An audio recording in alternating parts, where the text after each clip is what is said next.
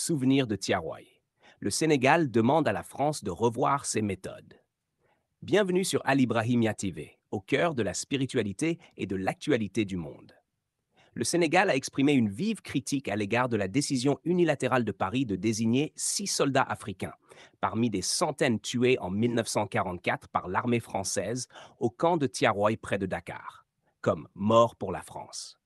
Ce n'est pas à la France de fixer unilatéralement le nombre d'Africains trahis et assassinés après avoir contribué à la sauver, ni le type et la portée de la reconnaissance et des réparations qu'ils méritent, a déclaré dimanche le président du parti PASTEF, Ousmane Sonko, sur son compte X, anciennement Twitter.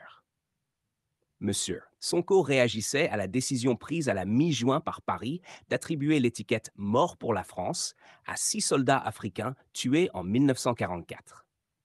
Des centaines de soldats africains, communément appelés tirailleurs sénégalais, qui ont combattu pour la France durant la Seconde Guerre mondiale, ont été démobilisés et envoyés au camp de Tiaroy, près de Dakar, en attendant de rejoindre leurs pays respectifs.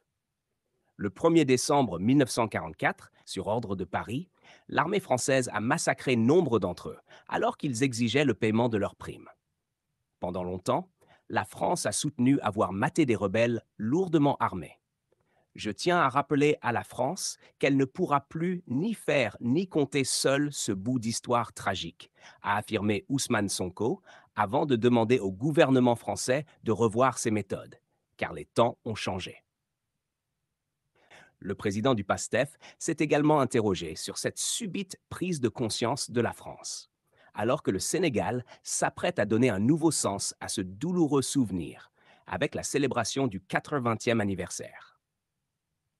La commémoration de cet événement tragique soulève des questions sur les pratiques de reconnaissance et de réparation et met en lumière la nécessité pour la France de collaborer étroitement avec le Sénégal pour honorer adéquatement la mémoire des soldats africains.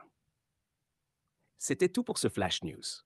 Al Ibrahimia TV, la première chaîne francophone de la Faïda Tijaniya, au cœur de la spiritualité et de l'actualité du monde. Abonnez-vous et activez la clochette des notifications pour ne rater aucune de nos prochaines vidéos.